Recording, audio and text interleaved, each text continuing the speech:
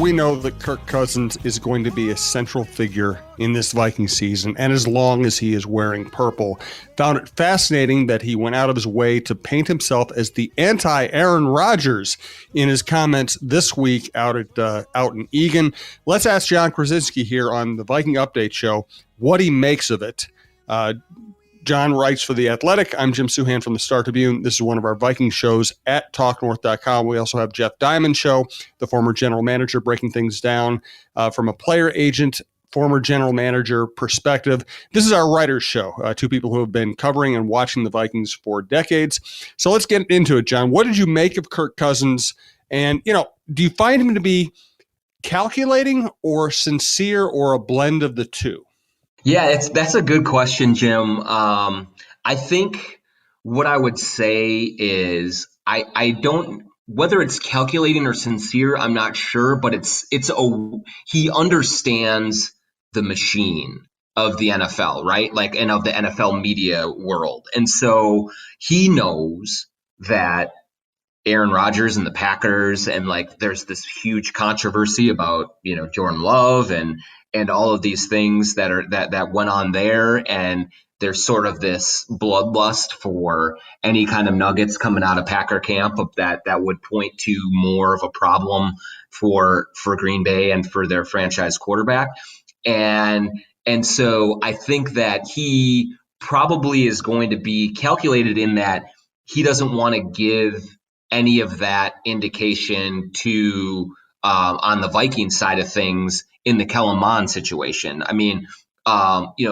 he was very magnanimous earlier last week. We're recording this for next week, but he was very magnanimous on wanting to be an open book for Kellen Mond. He said he wants to help him along and wants to be there in the room to be a leader and someone that Kellen Mond can ask questions to and all of those things. And so I think from that perspective, maybe that's true. Maybe he's very, maybe he's all about that. But I think even if he were deeply offended by it, even if he did look at Kellen Mond as a threat to him and his status, I think that he wouldn't say that publicly, at least not right now. He's been raked over the coals in the past for some of his public statements. He knows how quickly that can get away from someone. And so he took the company line there. I think he also did say, and which is true, that the Vikings did have communication with him ahead of making that pick, which I think probably helps to smooth things over. And finally, Jim, the difference here is that Kellen Mond is a third-round draft pick, not a first-rounder. So, maybe he will eventually become, a big deal in the Russell Wilson type who just leapfrogs and really becomes clearly the guy. But I think that there is a bit more security in Kirk Cousins' situation because the Vikings didn't burn a first-round pick that really starts the clock on Kirk Cousins as aggressively as, using a third-round pick on a quarterback. The Vikings have also just drafted a receiver the year before, and that's another sticking point for Aaron Rodgers. So he can come in with some security, with some confidence, but also even if that was shaken a little bit, I just don't know that we would have heard that from him when he spoke to the media. You can find all of our shows at talknorth.com. You can follow us on Twitter at TalkNorthPod and see our shows as they are released. We have a massive amount of outdoor content, quite a lot of diversity on the network now, all kinds of different shows. Of course, we have the best sports lineup in Minnesota. John Krasinski also does the John Krasinski Show on the Timberwolves in the NBA, which has been fascinating lately. And the best way to listen is to subscribe at your favorite podcast app. Thanks to our producer, Brandon Morton. Thanks also to Starbank and Pizza Barn in Princeton. Do you think Cousins being kind of forthright about Mond and kind of coming out and addressing that in a way that's going to please a lot of people, do you think it has anything to do with the fact that he kind of got hammered when he came out when he kind of questioned vaccines a year ago? I mean, some of it could play into that, sure. He has been in front of the firing squad before for things that he has said publicly. and so he, I think with the football end of things, I would say, as opposed to vaccines, as opposed to even, last year, right? I mean, talking to, what was it, Kyle Brandt about Mm-hmm. COVID and not really taking it as, as he said he was not as concerned about it as others were, and he got raked for that. But like this football part of it, it feels like he has a better feel or understanding of what people want to hear, of what the quote unquote right thing to say is. And so I think that he's more comfortable sort of being the politician when it comes to the football side of the equation. When it comes to real life, when it comes to questions about his beliefs as a person, I think he's a little more, honest about things. I think he's a little more just kind of sharing his views, and maybe he doesn't like the reaction to that, but it's just harder for him to tap dance around that, or do things that maybe kind of don't necessarily align with his real personal beliefs, and trying to say the right things that way. One other thing, that with the football side of it and with the Kellen Mond situation, he says, he shared a story about Rex Grossman and how, kind of the support that he gave Cousins when Cousins was a rookie in Washington. And so he's, kind of looks at this as paying it forward a little bit. Maybe that's true. And it was certainly compelling. Cousins talked about how, he really picked Rex Grossman's brain and really tried to get as much guidance as possible. And Rex was very good about that. Again, let's juxtapose that with Aaron Rodgers. Did Aaron Rodgers get that kind of support from Brett Favre? No, he did not.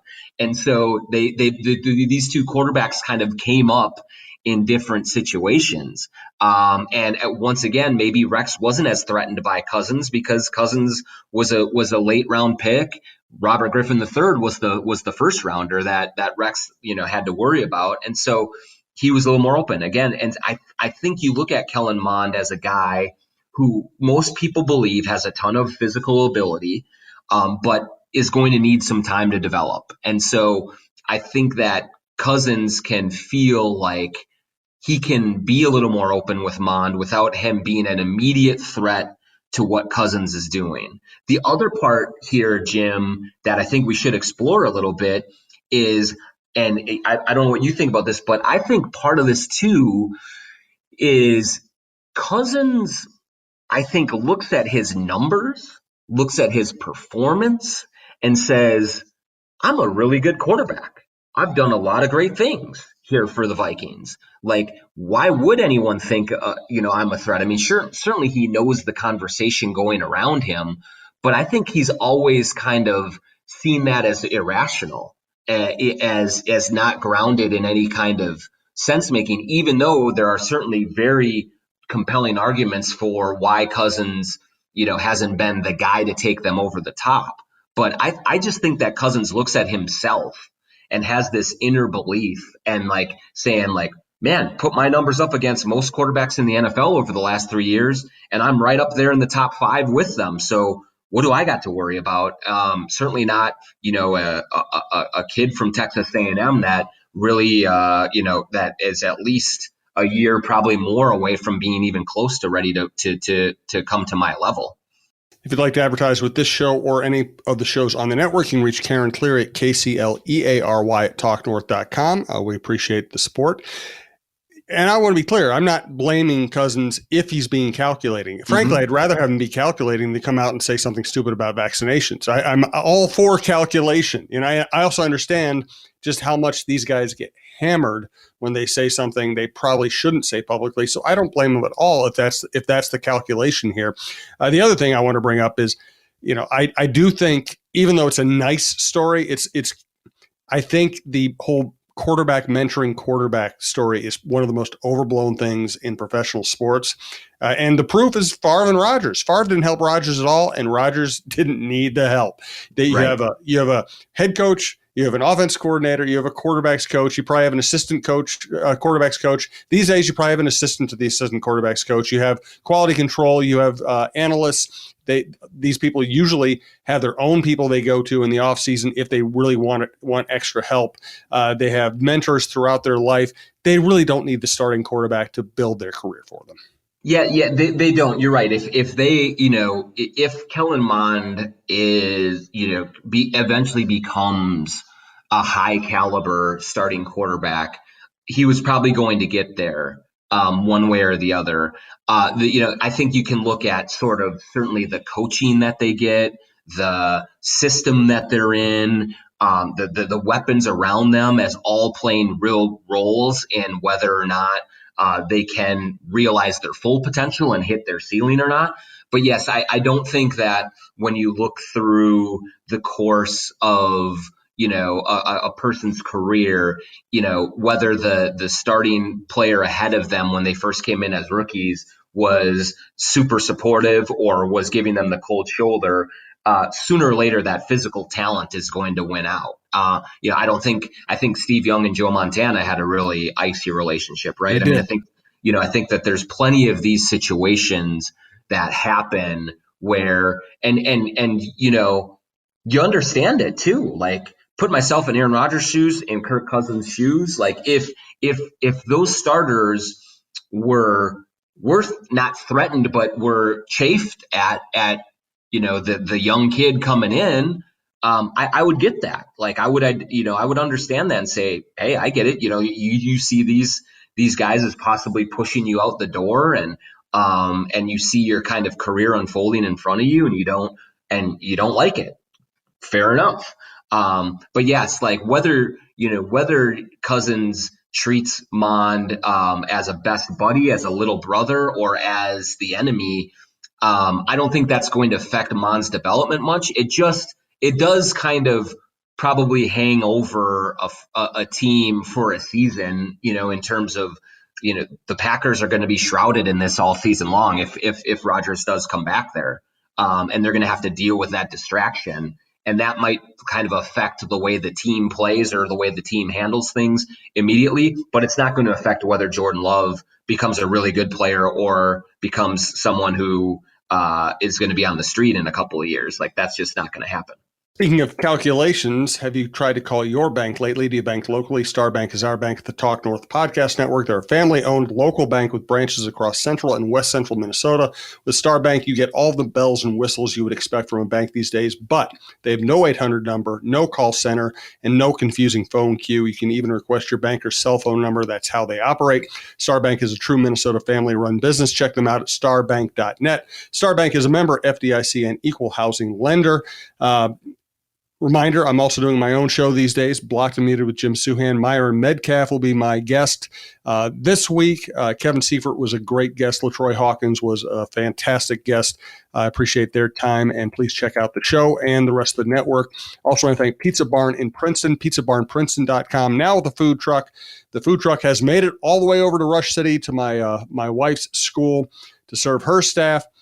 They're going all over the Twin Cities. So if you're having a graduation party, if you're having just a little neighborhood party, if you know of a brewery that wants to have some food available when people go have a beer at their place, Pizza Barn in Princeton, perfect. Jody Stays a great business person, serving her community, taking care of high school kids, employing high school kids, taking care of local referees in the local schools.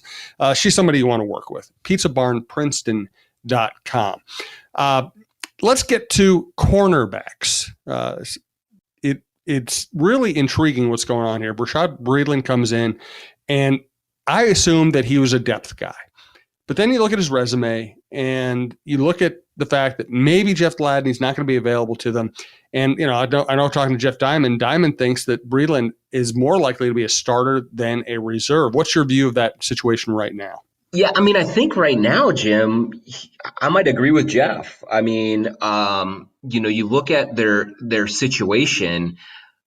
They signed Bashaud Breeland, they signed Ty Smith, they signed Amari Henderson just in the past couple of weeks. Like, that is them saying, without saying it, that we need more help at that position.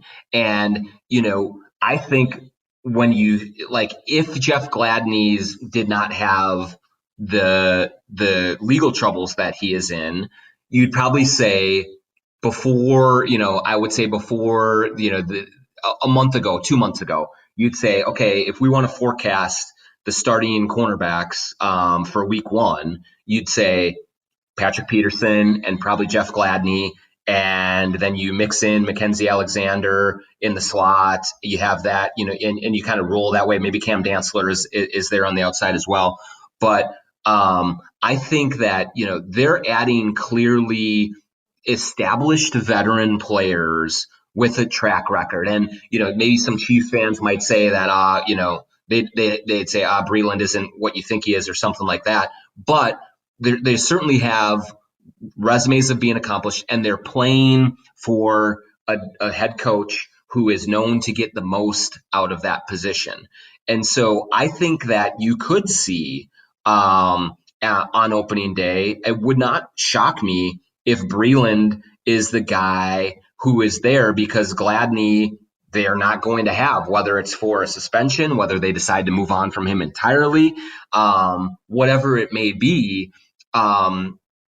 I think Breland is going to figure heavily into that. And I mean, the other part that really does kind of that all hinges on is how big of strides does Cam Dantzler make in year two, from going from year one to year two, and is he ready to be like the full-time, no doubt starting cornerback? Or does bringing in Breland and Smith allow you to bring Dantzler along just a little bit slower and give him a little bit more time to develop? That'll be something to watch here in the mini camps, and then certainly going into training camp here. We have Cheryl Reeve, Michael Russo, Anthony LaPanta, John Krasinski, John Millay, Jeff Diamond, Roy Smalley, Lavelle Neal. We keep adding to our network. We hope to have more announcements later in the summer as we continue to grow our network. Of course, we have Ron Shara's people on the outdoor side. Check out talknorth.com. Again, the best way to listen to the network or your whatever individual show you're interested in. Subscribe to your favorite podcast app. It is free. All right, let's do something a little different here today. Give me one bold prediction on the 2021 Minnesota Vikings. While you're thinking about this, I will give you mine. I think there's a chance that Irv Smith and Tyler Conklin are both more productive in 2021 than Kyle Rudolph was in 2020. I think they're both talented guys. I think they complement each other well. I think they can play in the same formation together. I think this the way Zimmer and his offensive coaches like to operate. I think they like having multiple tight ends to both be able to run the ball and to get matchups on linebackers and safeties. I think the tight end position is going to be a big deal for the Vikings in 2021. That's a good prediction, and I certainly would agree with that part of it. I mean, I think you can make certainly the argument. And Rudolph, when he was drafted, remember, like he was dealing with the big hamstring injury, but he was really thought of as an incredibly athletic tight end, and he had a great career here, and he was athletic. But I think Irv Smith is a better athlete than Kyle Rudolph is. Yep. And so he brings just a slightly different dimension. Conklin is really versatile. So I don't think that there's going to be a big drop off, certainly. And I think that, you're right that they can turn that into another strength for them, especially when you have Jefferson and Thielen taking some attention away. You have Dalvin Cook back there and things. So that's a good pick. Let's see, another bold prediction. I'm going to say my bold prediction is I think the Vikings are going to find a way to get Geno Atkins on this team. Because I still believe that they have some real concerns, or should be really concerned about Danielle Hunter. Now, that doesn't mean that Geno Atkins would replace Danielle Hunter as a defensive end, sack artist, or anything like that, but I think there will be a push to add more status, more veterans, more history of production on that defensive line, because I just think that we're headed for a real showdown with Danielle Hunter. And, kind of Andre Patterson alluded to that, this last week, and saying that, he knows what's going to happen with Danielle Hunter, but he'll kind of keep that to himself, and sounds kind of ominous to me. So that's just why I think that they're going to have to scramble a little bit to see if they can bring in some more presence on that defensive line, just as Danielle Hunter insurance in case something doesn't work out there. That is a good one. I think you won the battle there. You had a better bold prediction than mine. That's a really good one. Watch Danielle Hunter will show up at the mandatory minicamp and say, I'm happy and everything is great, and that'll be flushed down the toilet. But you wanted bold, I'm giving you bold. So that's bold, and I think I don't think Danielle Hunter is going to do that. Listen, I'd love it if he did. Sometimes people in our business, we get accused of rooting for the bad story. Listen, I want to see Danielle Hunter play football. I mean, part of the joy we get out of our job is watching great athletes, especially great young developing athletes, play the game. I want to see Aaron Rodgers play. I want to see Danielle Hunter play. I want to see people stay healthy. I want to see the team play well enough that main team people are interested in reading what we write about them, and that we might get a trip to San Francisco or Tampa or something in January. I mean, that's what I root for. I just don't see it happening, and I just think, and I wrote about it, in Start Tribune last week. It's really fascinating that Rodgers and Hunter might be the two best players in the division, and neither seems to be really interested in playing for their team. Yeah, I mean, that's just, that looks like it. And it would be unfortunate because, I think that he is the kind of player who can really change the entire face of a defense all by himself. And, assuming that he comes back healthy from his injury. But it just, like I've said it before on this podcast, all signs are pointing that this thing is going to be a real standoff. And it's just going to be a matter of whether the Vikings blink or not. And that's going to be the real issue. And so if they're in the middle of this, I think Mike Zimmer might look for another old friend like Geno Atkins to come in and try and help out that group. Even though he's an interior defensive lineman, I think that it would just be another name to add to the mix in case they're really going to kind of have to get in the trenches with Hunter. Good call from John. Thank you to Brandon once again. Thank you for listening to TalkNorth.com. We'll talk to you soon.